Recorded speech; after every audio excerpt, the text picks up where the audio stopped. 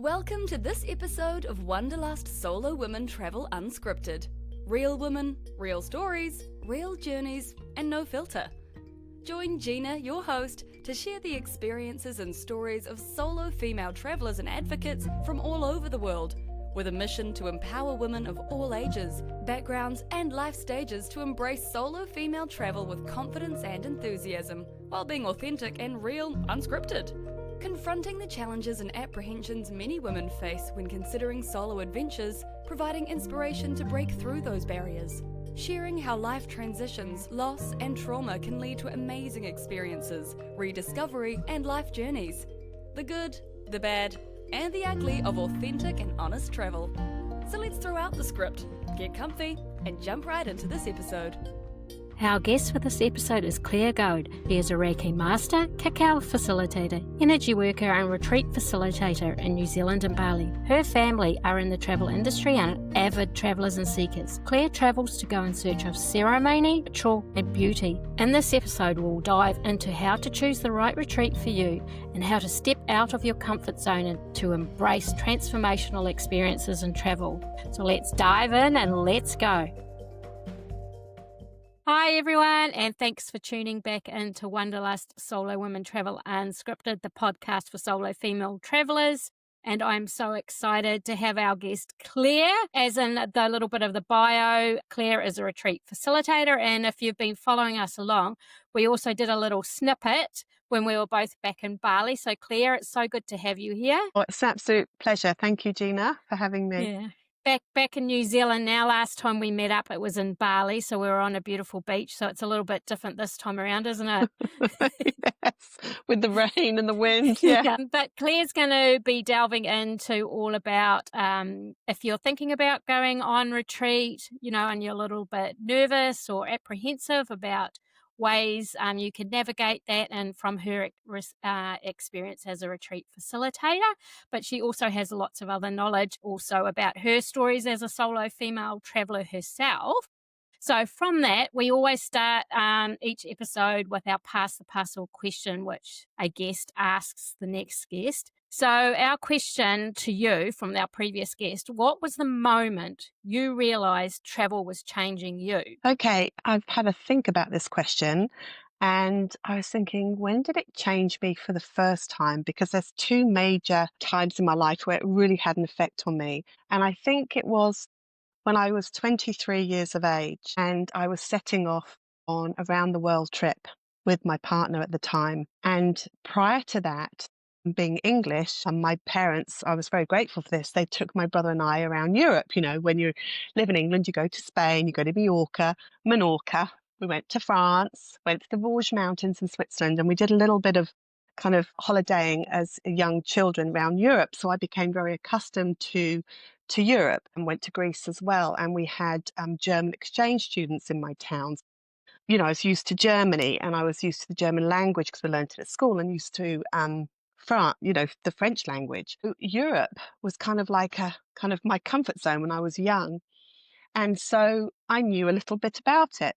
And we crossed the English Channel on a boat to get there to France, and took a plane ride to Spain. But I think when I was 23 and suddenly was traveling to San Francisco and then on to New Zealand and Australia, we crossed the Atlantic Ocean, and suddenly I remember arriving in the States and thinking, wow, those yellow cabs, that's what I see on the TVs. And it kind of hit me like, my goodness, there's a whole world out there rather than just, across the English channel.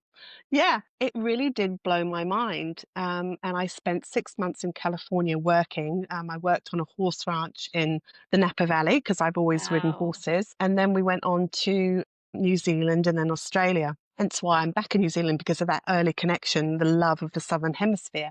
And I suddenly realised, that there's a whole different planet out there, a whole world to explore. It's like, my God, how much time have we got and how much money have we got to see all these places? And I remember coming back via Hong Kong. So again, another place that blew my mind, walking through the markets. And, back in those days, you flew into Hong Kong via those really tall apartment blocks. I don't know if you ever flew into Hong Kong when they they've changed the runway now, but you actually flew in between the tall skyscrapers, and their washing would be blowing. The wings would almost, touch the washing because it was all being hung outside. And you'd literally do this thinking, oh my God, I've got to squeeze in.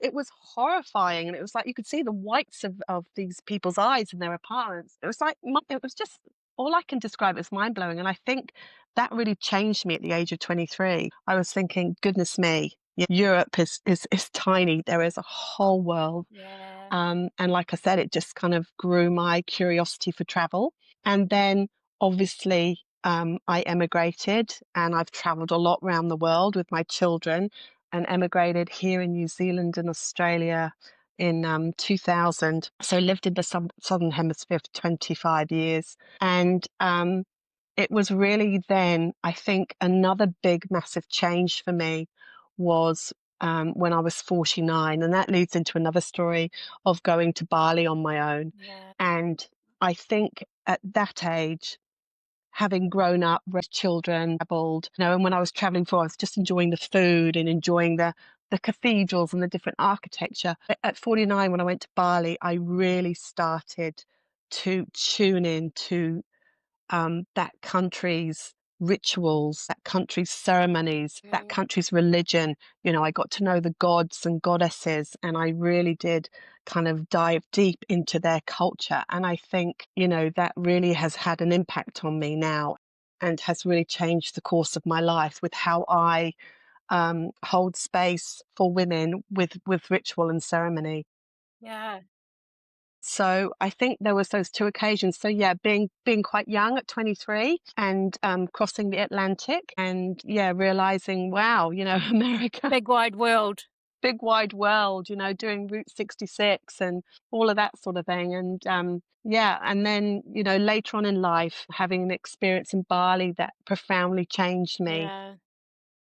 And really looking at people's, how they view the earth, how they view their land, their cultures. It's really, I really interesting. And I think that really, like in your bio, you say, I travel to go in search of ritual, ceremony, and beauty. And I think that really ties in with that. And it is such a true thing. I think even as I've got older, you view travel differently. Like, Mm. when you're younger, you're searching for different things. And I think Yeah, maybe when we get older, we travel a bit deeper.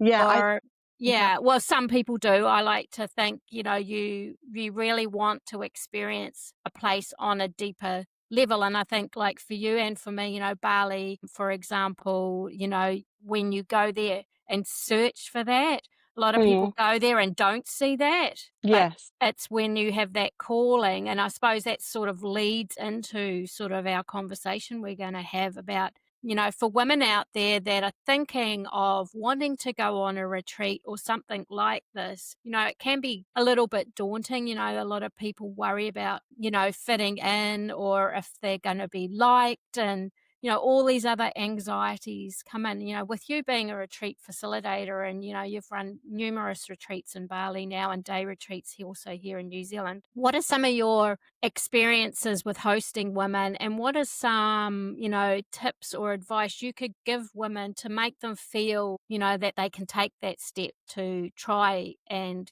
go and experience a retreat, and what to even look for on a retreat, because there's so many different yeah. variables. There are, and I think the most important thing is the person that is facilitating that retreat, that you make that personal connection with that facilitator. What I do is I personally talk to the women that are booking on my retreat. I talk to them beforehand. I make sure that what I'm offering will be sufficient for their needs, Yeah, and will meet their expectations. It might be that my retreat actually it wouldn't be right for them, and for them to get to know me, will they feel comfortable with me, is what I'm offering, what they need.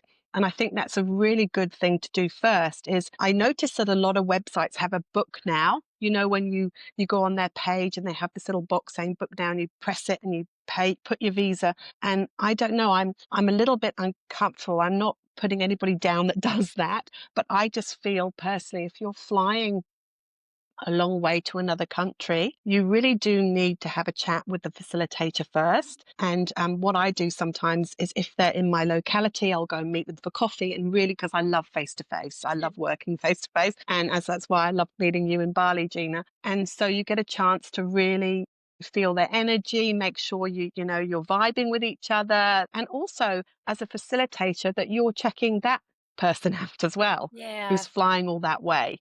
You want to make sure that you have a responsibility when you bring a group of women together.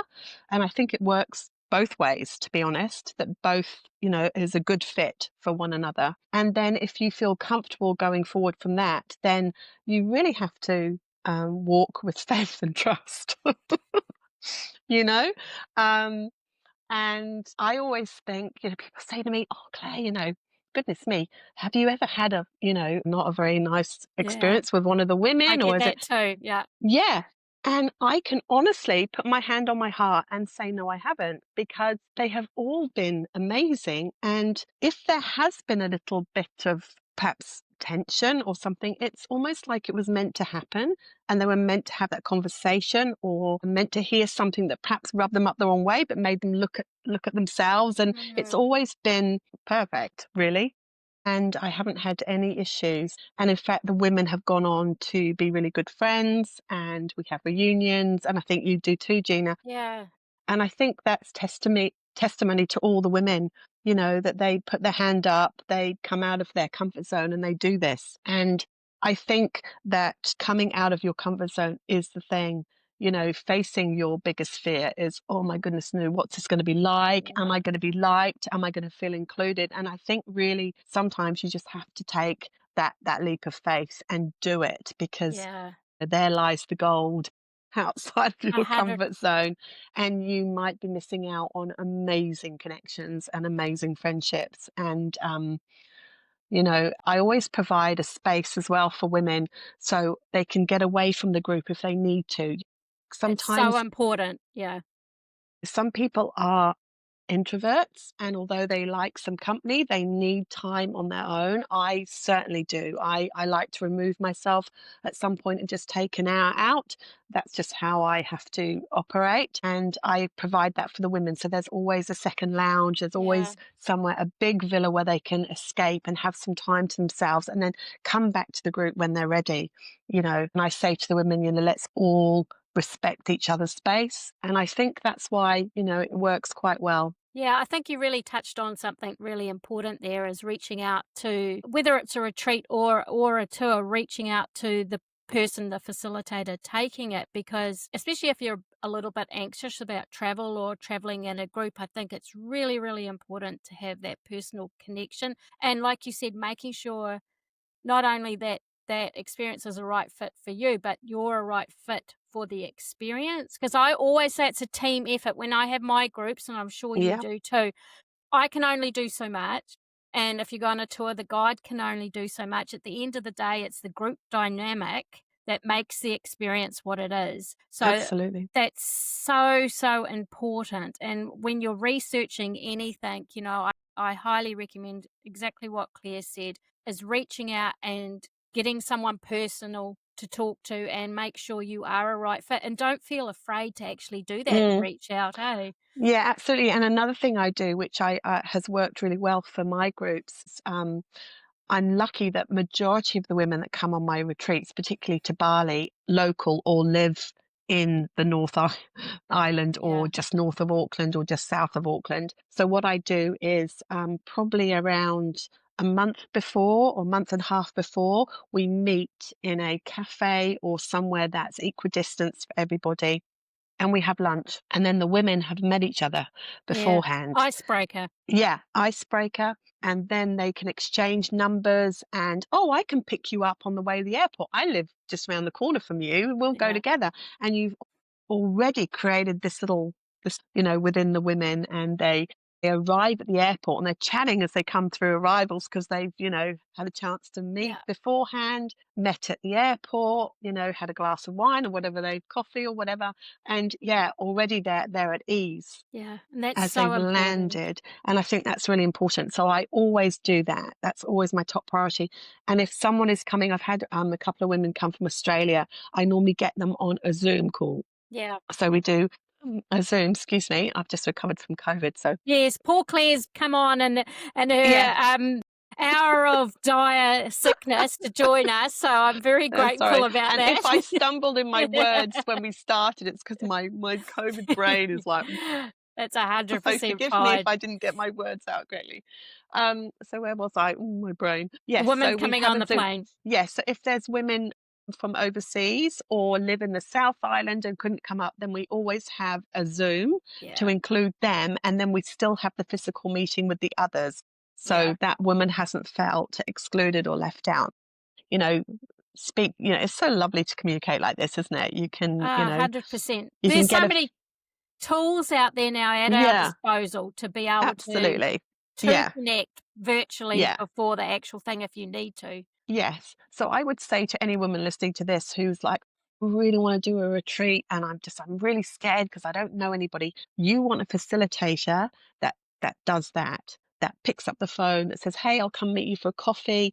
Because I like to do that one-on-one with women I haven't met before. I just wanted her to check me out, me to check her out, and to make sure that what I'm offering, like I said, will meet her expectations, Yeah. because there's nothing worse than spending that money on a long haul flight, a lot of money, and then you get there and go, actually, this is actually not really what I needed or what I wanted. There's 100%. nothing worse. So that's very important to discuss that and have that covered before they pay any deposit or commit to anything. Yeah. Yeah. So, Yeah, and don't be afraid to ask questions, I yeah, think, and you're so right. There's a lot of, I do a little, there's a lot of information before you push that book now button, and there's the option to call. absolutely. And I think that is such a big step to just read yoga retreat 8 days, book now. It's like, nothing about it. You've got to do No. your research, read reviews as well, Yes. do your background checks, any tour or retreat, it doesn't matter what it is, and make Yeah. sure it does meet your expectations, because there's nothing worse. I always say travel with no expectations, then you're never disappointed. But make sure it does meet your expectations, because if you arrive and then you're feeling a bit, it's actually going to, like we said, going to affect the group dynamic. It And that, is. so it's exactly. It's a partnership between the facilitator and the guests, 100%. Yeah, absolutely. I couldn't agree more. Yeah, it's very, very important. Yeah, Yeah, you just don't want a woman to arrive and it's not living up to what she hoped for, yeah. because like you say, it does affect does affect the group. And another thing, we've sort of talked about it in the past. Women come along on retreat and unexpected things happen that they might not expect to happen. So it can be a release of emotions and feelings that all of a sudden are quite overwhelming, and that's a lot to take in. So, I mean, I'm sure you've had women on your retreats experience that. Do you want to share a Yes, little bit about that?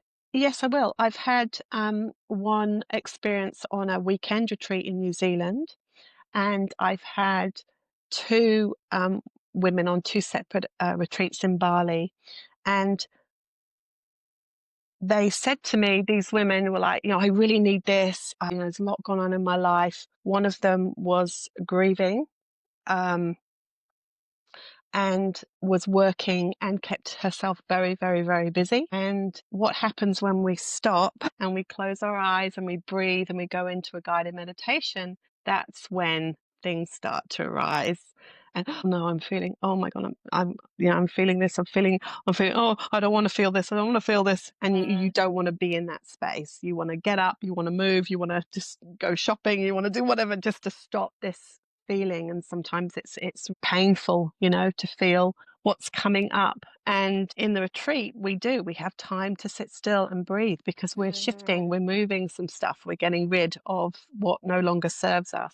And this woman was very like, oh my God, I don't want to, I don't want to be here. And I could see she was really restless during the meditation because I always just the first couple of meditations, I just scan, just check everybody's comfortable, and I could see she wasn't. And it's resistance, right? It's like, oh, something's coming up and I don't want to feel it. Oh, no, this is not good. And so when it finished, I took her inside and I said, how you feeling? How's it going? And she said, oh, I'm comfortable. I'm comfortable. I said, well, let's go and get a drink. Let's go and sit and talk about it.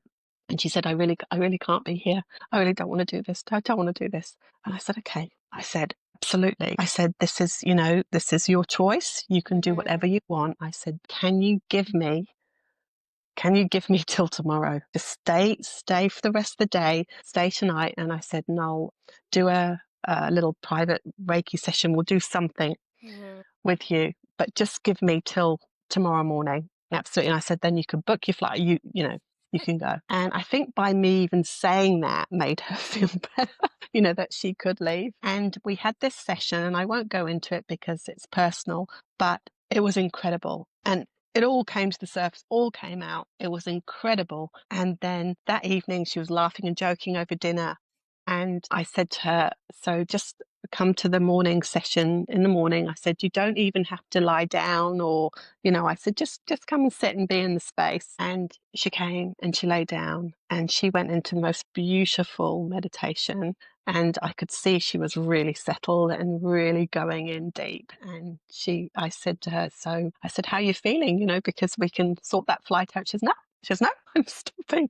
And it's really funny that she had the most profound experience out of everybody on that retreat. Yeah. And that's Quite sometimes incredible. it's unexpected. Yes. Yeah. And I think this is a lesson to us all. And certainly I've experienced and will still keep experience because we're still keeping healing and shifting and getting rid of all those layers of trauma and goodness knows what, that, you do have to go there. Unfortunately, you do have to go to that uncomfortable place and to actually, allow that trauma to just work through you and come out. And I think it's like anything, like going on a retreat or going, I really want to go to India on my own, but you just got to face those fears. You've got to push through. You've just got to find some Dutch courage and do it. And like with healing with this woman, you've just got to lie there and let it all come out and, face the pain head on. And after that, reap the reward, because she had the most amazing retreat. And I see her a lot and she's amazing. And her life has just gone from here to here. Yeah.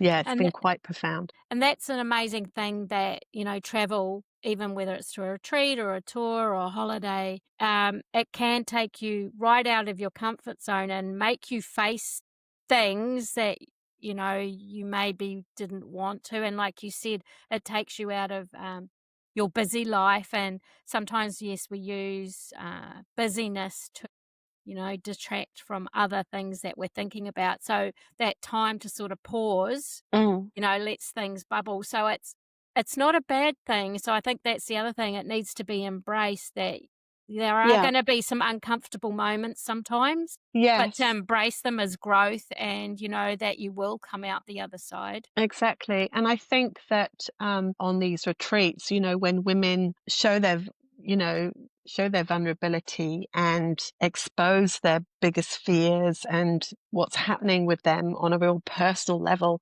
I think it's quite wonderful because it gives other women, permission to do the same. And I think that's what's so lovely when we sit in circle, when we sit in ceremony on my retreats, that I say to women, releasing is healing. And when you speak your voice into the circle and share something very personal and even, let some emotion come out, let the tears flow, it really does give permission to other women go, okay, well, she's cried about that. I can, and then we're all crying and we're all releasing and we're all healing. And it's just wonderful. That's power to these women who do the work, they And book that flight, they go on that retreat, they push through and reap And the I rewards. And I think there is such a real powerful force of women out there now supporting women. That for a long time, we were taught, especially I think our generation, women were always, that bitchy girl Yeah. scenario. But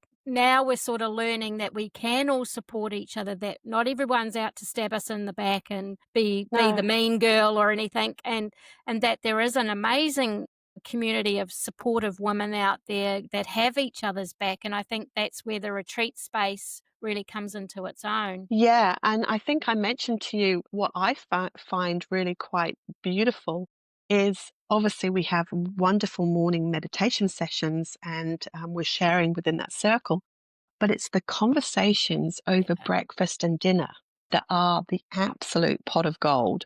Because, a woman could be sitting there and we're just talking as women, about relationships, our children, and suddenly we're all thinking, wow. And it's just so amazing that that sharing can create so much more for that other woman who's listening, and we're all going, oh my goodness, this is incredible. Yeah. And we're all going, yeah, it's we don't have to hide behind the curtain anymore. We don't have to think, oh, we can't mention that. Or, and menopause, like Wow, the just going to say that. conversations we have had over menopause have been quite incredible. We're all sharing notes. We're taking photos of people's natural remedies, and then we're putting in the group chat. God, I've tried those tablets. I've been on. They're amazing, like.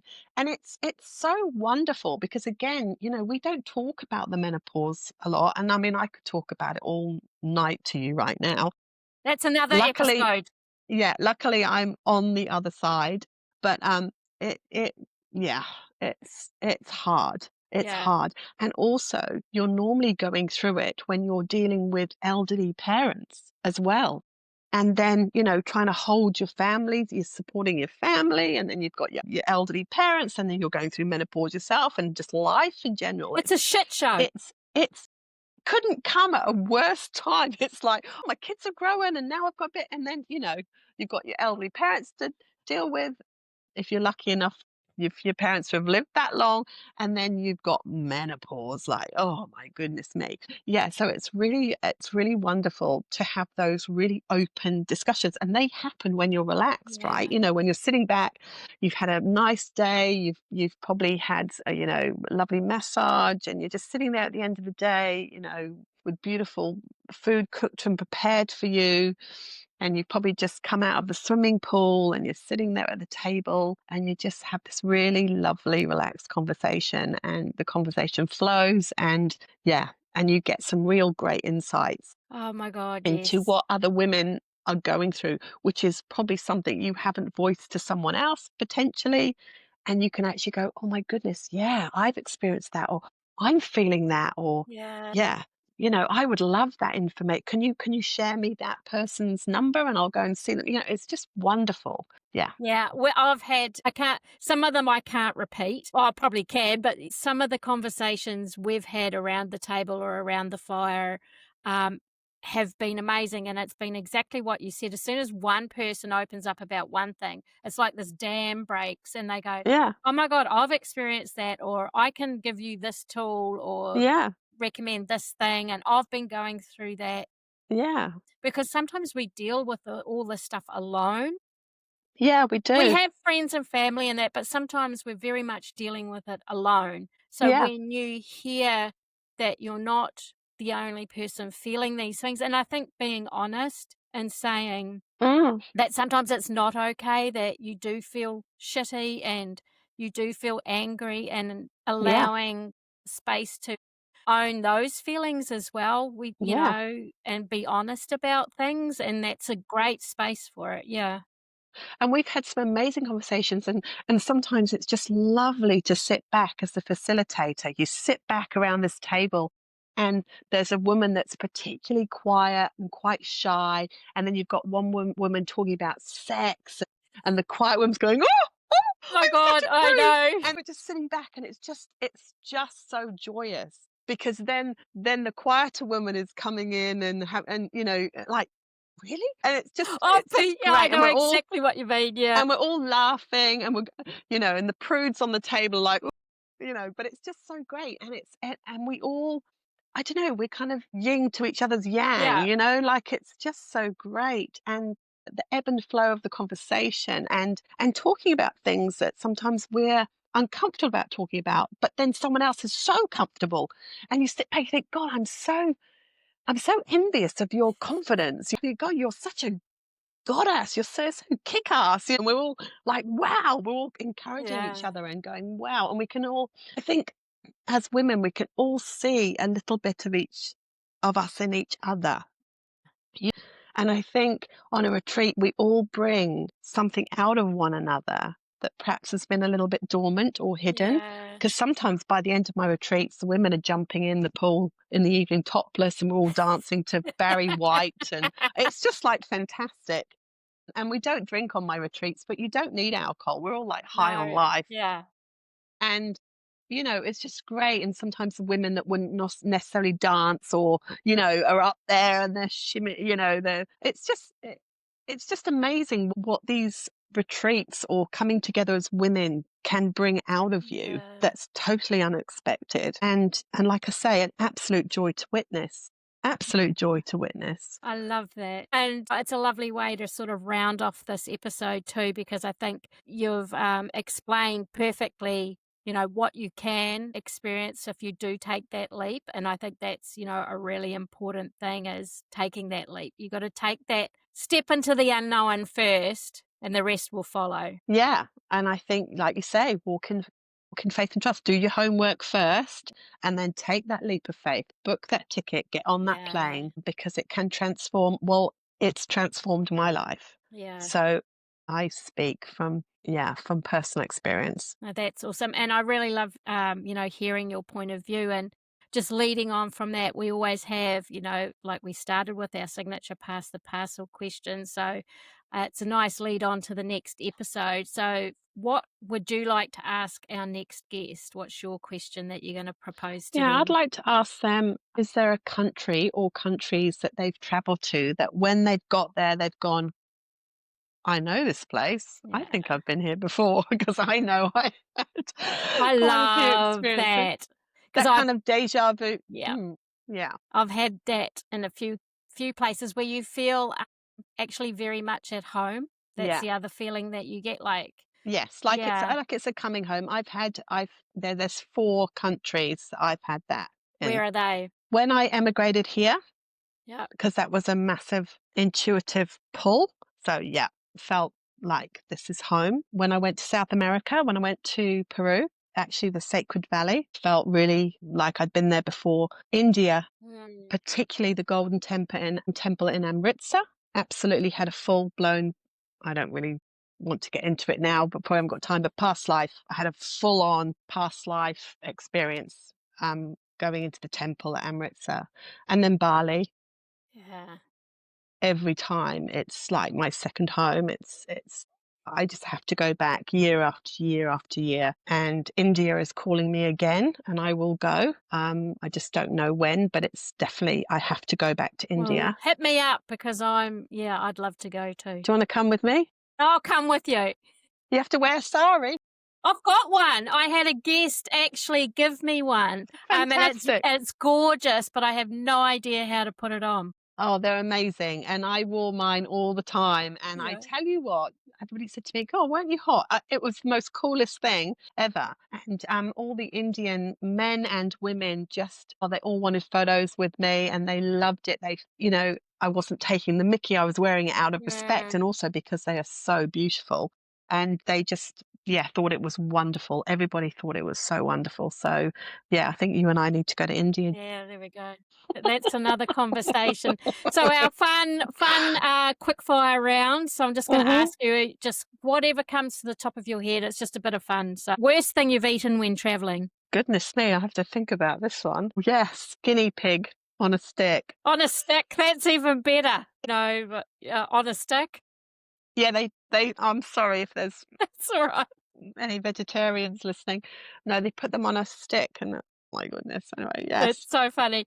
Moving on. So we'll compliment that with the best thing you've eaten when traveling. I think it has to be hands down when I went to Langkawi which is an island off in Malaysia. And there was a little Malaysian beach restaurant. It was kind of all wooden and, didn't look very flash. It was like this little beach wooden hut. And I had the best curry I have ever had in my life. And nothing will ever beat it, ever. So that's Langkawi. That's such a good memory too. Window or aisle seat on the plane? Well, are you a middle seat person? No. When I was younger, it was always the window. But now, because I have to have the aisles. Sorry. And the last one, the most unexpected item in your travel bag. And don't let it be X-rated. Oh, okay. I have to show you. Whenever I travel overseas, anywhere overseas, my mesa comes with me. Wow. For those that are just listening, do you want to explain what that is? Okay, so when I went to South America in 2017, I spent a day with a shaman in his little house at the base of the Andes. And a mesa, because the shamans are always walking up the mountains, they're always, they're just so connected to the mountains and their land. They don't have churches as such. So when they're traveling in the mountains, the mesa is a portable altar. Wow. So this is hand woven. I got this in a little village in the Sacred Valley, and it's full of stones and crystals that represent the directions, the north, south, east, and west. That's beautiful. Yes. That's a very unexpected thing to have in your travel. So this is always in my travel, all in my bag. So minus the feathers stay, but the crystals it comes with me because this is like this means so much to me. I love that. If my house burnt down, I would grab my animals and my mesa. That was a perfect question then for you. I love that. There it is. Well, it's been so wonderful to have you, Claire, join us. And Same. It's been good chatting. It's been so lovely. And I hope my words came out properly. I'm just a little bit discombobulated. I'm going to pop Claire's info down in the comments below. So please check her out and any upcoming events I will share with you. So thank you again. And just remember, everyone, it's never too late to unleash your wanderlust, and stay tuned for the next episode. Thanks for listening. Please share the love by liking, commenting, or subscribing, or join us in our Facebook community.